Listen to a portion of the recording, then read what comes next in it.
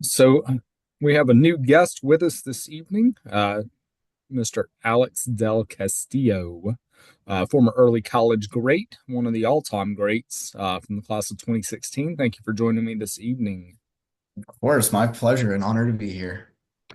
All right, so tell me a little bit about how you came to make the decision to come to early college.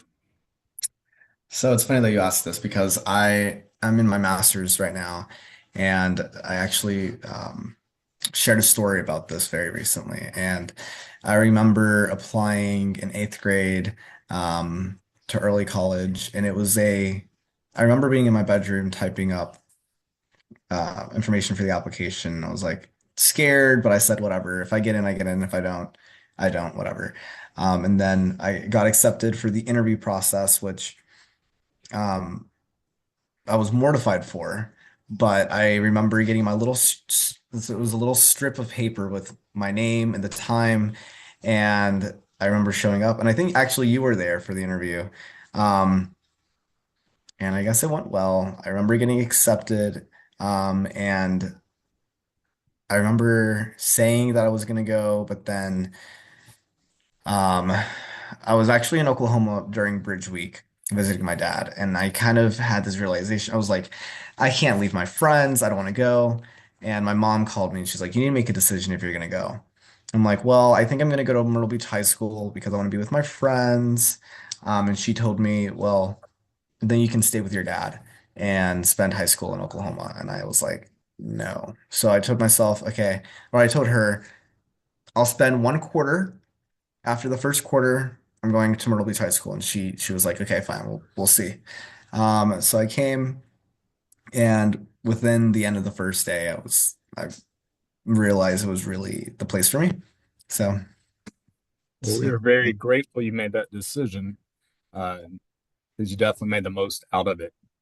Uh, yes, and so you missed that first bridge week. That would be the last bridge week you missed. Uh, yeah, Tell us a little bit about your journey as a student ambassador, because you were, like I said, that was the only one you missed in terms of yeah. bridge. I've been to every. I mean, like after that, I was a student ambassador. I would help give tours um, and be there during Bridge Week. I loved it. I loved being able to represent the school. I think even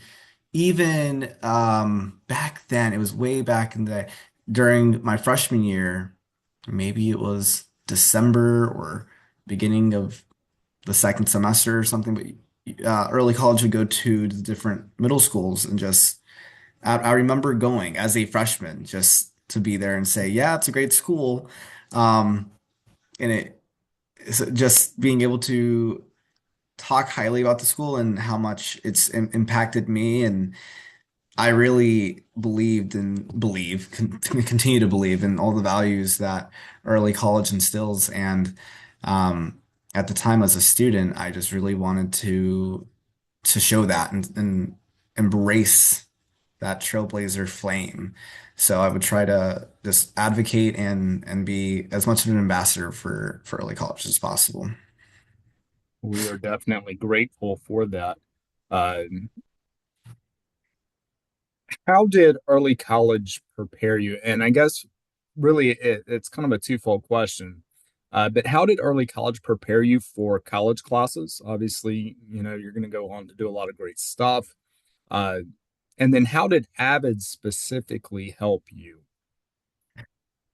So I really think that a lot of the organization skills that I have today, I can think because of Avid and the school as a whole of as being an Avid school. I think Avid is great and I can see it thriving on independently because it definitely does thrive independently. I utilized Avid for all of the college readiness, the career readiness, the life skills, and all the organization. But I think also being an Avid school definitely ties everything together so that you're not losing that trait or that organization aspect because it's consistent throughout all the classes. You have your binder, you have, the same expectations. And I think that really clicked with me. I think that's something that my brain my adolescent brain was craving some form of organization, and it worked. Like to me, it just made sense. Like this goes here, this goes there, and I was able to really, I'll continue to apply that within my own life. Um, like, okay, this is how you should be behaving. This is how you should behave in school, and this is how you're allowed to behave when your friends outside of school, and just it shifts into the professional world of like, okay, you need to work on time management. You need to work on your communication skills. Like, you need to give give yourself an opportunity to grow and put yourself in uncomfortable situations. And I feel like Avid and the school as a whole really encompasses that. Um, I feel like I missed your first question. I think I answered your second question and I completely got shifted away from the first. Uh, it was just about the early college aspect and how that Yeah, I prepared you mean, for college. it definitely prepared me for college because I was able to take better notes. That was another big aspect. I don't think people really understand the importance of taking notes or how to take notes. And I think the Cornell note style also really clicked with me. And it clicked because of how consistent it was around the school.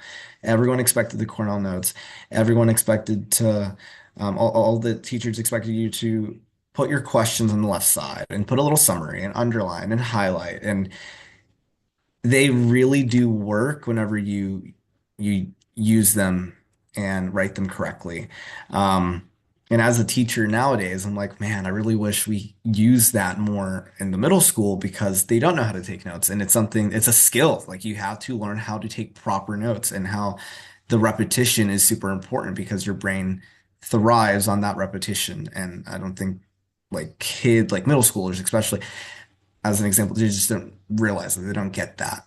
And so Avid and the school taking time to actually show and teach how to take notes and the importance of the brain science behind it all, I think very beneficial. Alex, be honest. Mhm. Did you continue to do Cornell notes in college? My freshman year, 100%. I think after my freshman year, I started doing my version of Cornell Notes, which was a lot more electronical because I just type a lot faster than I can handwrite. But I did I would go and write questions and do summaries. Um, I remember there was a math class that I really was trying to study for. And so I did turn my notes into Cornell Notes and I wrote questions in a summary. Um, I wish I used it more like how it was structured at the school, like at early college, high school. And I think that was one of my downfalls is I stopped doing Cornell Note. I think it became more of a, I was, I should have held myself to higher standards. I think that's what it was, is I knew that I wasn't getting graded on it or I just slacked, bottom line, and I'll own that because they were I remember the benefits of it from high school. And so I just wish I could apply that a little bit more when I was in college. But I did well. I mean, I am here where I am today. Very well. You could always use it for your grad program too. Uh, Yeah. all right. So obviously you were a great student, early college, valedictorian, all of that stuff. Uh, but a big focus, anytime I talk to you, it's always usually about engagement and student activities and that kind of stuff and doing good for the world. And so that's kind of the direction I want to move this thing in. Uh, you held several leadership positions, but I think the thing that you're most remembered for in terms of like legacy is probably recycling. Yeah. Tell us about that and that club and what you learned from it because you were engaged the entire time, all 4 years in recycling. Yes, I was. I remember. So I've always been someone who's cared about the environment. I can remember that as early as like third grade, like having paper. And I remember, I guess my school at the time didn't have like recycling. So I would take my paper home and I would take my teacher's papers home and want to recycle them at home. But it was really, I really am a firm believer that everything happens for a reason.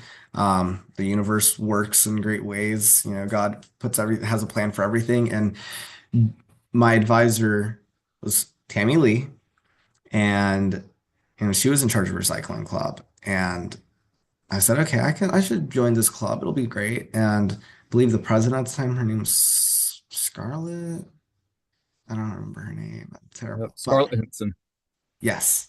So she was just good energy and I really enjoyed being there. And I think she was I think she was a senior my freshman year. So I was just very much engaged. I loved everything that was happening. I loved the idea that that the school did this recycling fashion show. I said, I felt like something that I cared about was actually cared about by more than one person. And so I felt like a sense of belonging. And so it really pushed me to wanting to do more and to help and to just do my role. Um, and I think that's really what sparked it everything. And after she left, she said she wanted me to be in charge just because of how much I was involved. And I said, I'm going to take this and I'm going to make it thrive. I looked at Recycle Club as a plant that needed to become a forest.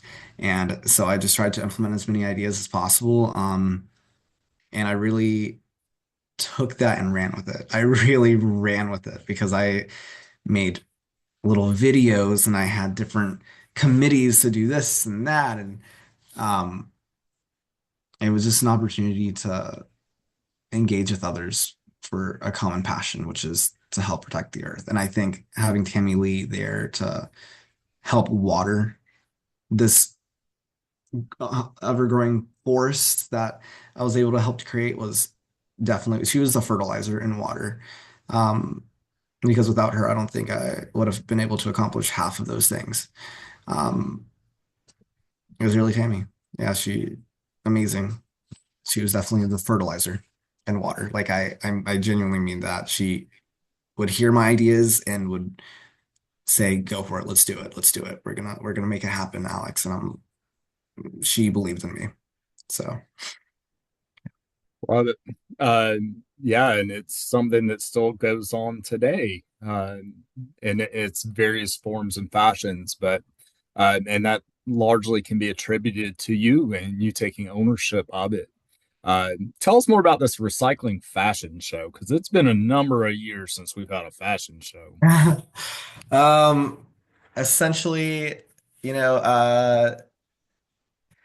I think people would know about it since the beginning of the year, but would start to emphasize it more towards like the second semester. Advisories would have a male. I don't even remember if we did male and female every year, but typically it was like one male and one female representative, and you would make an outfit out of recycled material. Um, and once all the outfits were made, we would have a runway. I think it was a PM advisory. And we would create a whole little event where we would have a runway and music, and the models would show off their outfits. And we had a panel of judges um, that with a rubric to assess and see whose recycling outfit was the most creative or had the most like the most sustainable outfit. And it was just a really fun way of engaging people to realize, oh, wow, we can reuse material and not have to throw everything away. Um, oh my gosh, so much fun. And I love and I think that really helped me as a leader because I was able to reach out to community members like Kendra at the Solid Waste Authority and various people. And I even had a judge who was I think, a professor at HGTC. So I was able to bridge some of that communication between tech and early college. And it's great. I mean, so many, they're so powerful. And I think towards the end, I don't know if it was my junior or senior year, during the fashion show, it was also like an environmental awareness day where we had different little stations for people to do things. Um, so it was just a very great way to show people like, hey, we care about the earth and there's so many different things that you can do. Um, yeah, I love it. I tried to do it at my school. Um, we didn't do it last year. We did it the year before that. And it's a little harder with everyone has to be on the same mindset. Everyone has to be in it to win it. Is